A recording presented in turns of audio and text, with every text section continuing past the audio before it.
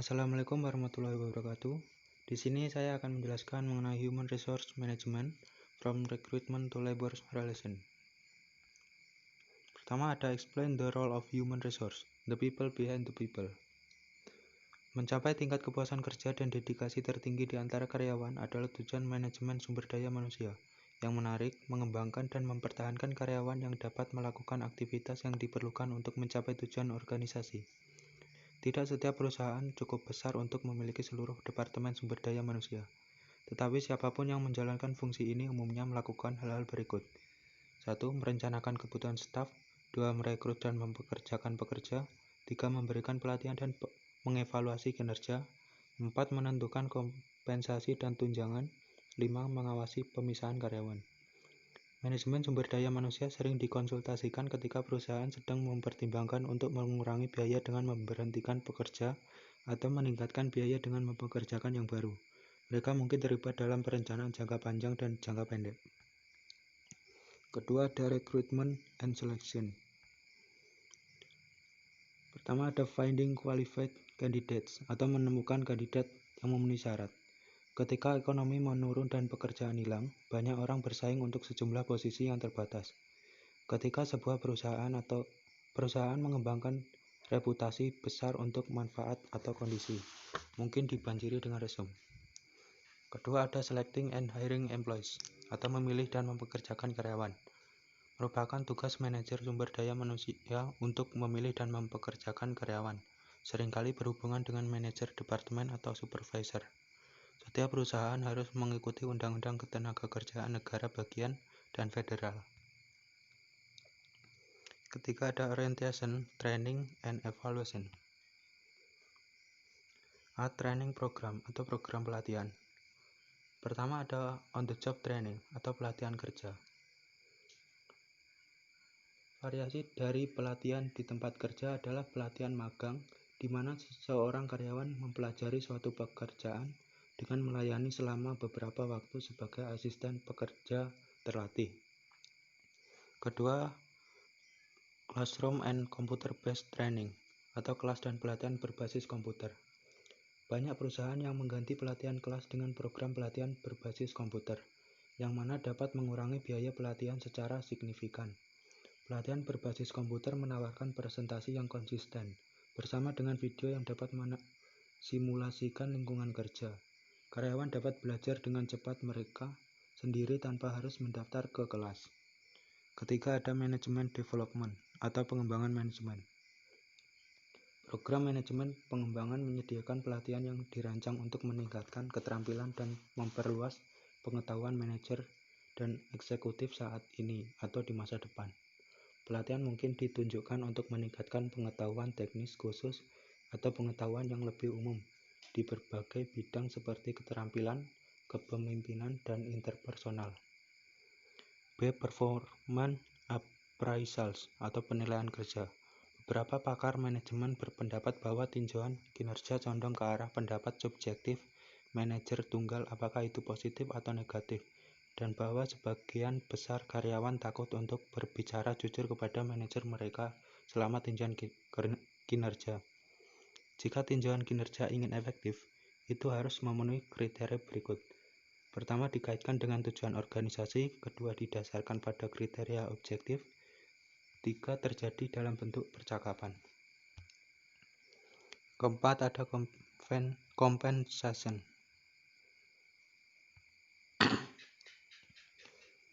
Pertama, employee benefit atau tunjangan karyawan. Tunjangan merupakan komponen besar dari total kompensasi karyawan. Tunjangan karyawan seperti liburan, rencana pensiun, bagi hasil, asuransi kesehatan, keanggotaan gym, pengasuhan anak dan orang tua, serta penggantian uang sekolah terkadang ditawarkan oleh perusahaan. 2. Flexible benefit atau manfaat fleksibel. Satu pendekatan membuat rencana tunjangan yang fleksibel, juga disebut rencana kafetaria. Sistem ini menawarkan kepada karyawan pilihan manfaat, termasuk berbagai jenis asuransi kesehatan, rencana perawatan gigi dan penglihatan, serta asuransi jiwa dan kecacatan. 3. Ada flexible work atau pekerjaan yang fleksibel. Banyak perusahaan telah beralih ke pilihan rencana kerja fleksibel, yaitu manfaat yang memungkinkan karyawan menyesuaikan jam kerja atau tempat kerja sesuai dengan kebutuhan mereka. Kelima, ada employee separation. Pertama, voluntary and involuntary turnover atau perputaran sukarela dan tidak sukarela. Perputaran sukarela terjadi ketika seorang karyawan meninggalkan pekerjaan. Karyawan tersebut mengundurkan diri mungkin untuk mengambil pekerjaan lain, memulai bisnis baru, atau pensiun. Perputaran tidak sukarela atau paksa terjadi ketika karyawan diberhentikan karena kinerja pekerjaan yang buruk atau perilaku yang tidak etis. Kedua, ada downsizing atau perampingan. Perampingan adalah proses mengurangi jumlah karyawan di dalam perusahaan dengan menghilangkan pekerjaan. Perampingan dapat dilakukan melalui rencana pensiun dini atau program pesangon sukarela. 3, ada outsourcing atau alih daya.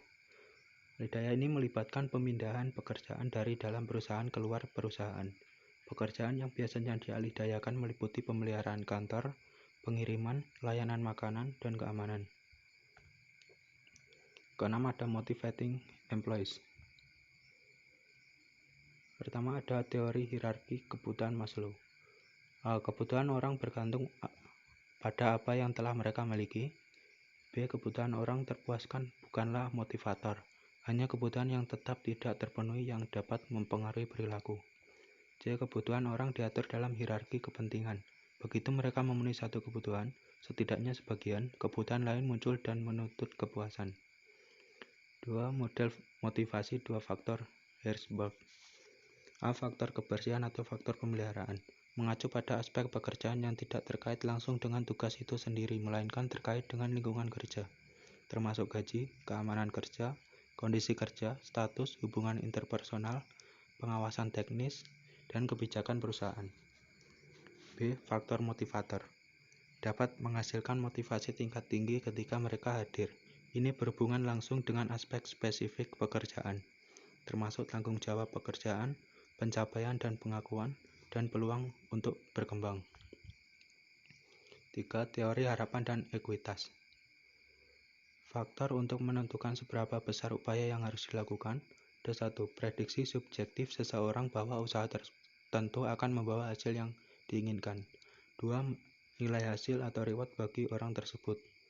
3. Penilaian seseorang tentang seberapa besar kemungkinan kinerja yang sukses akan menghasilkan hadiah yang diinginkan. Keempat, ada teori penetapan sasaran dan manajemen.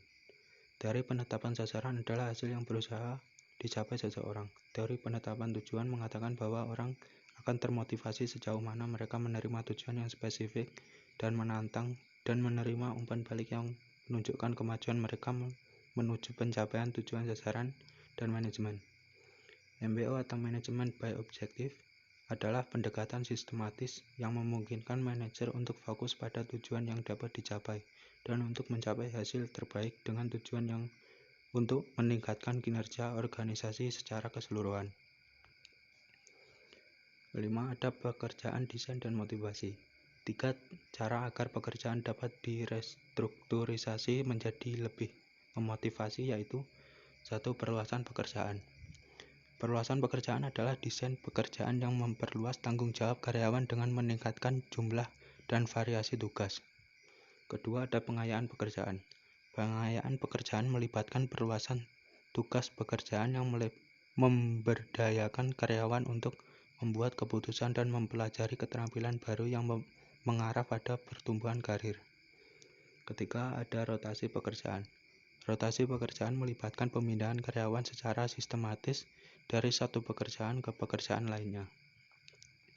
6. Sikap dan motivasi manajer. Psikolog Douglas McGregor membuat dua label dasar untuk asumsi yang dibuat oleh manajer yang berbeda tentang perilaku pekerjaan mereka.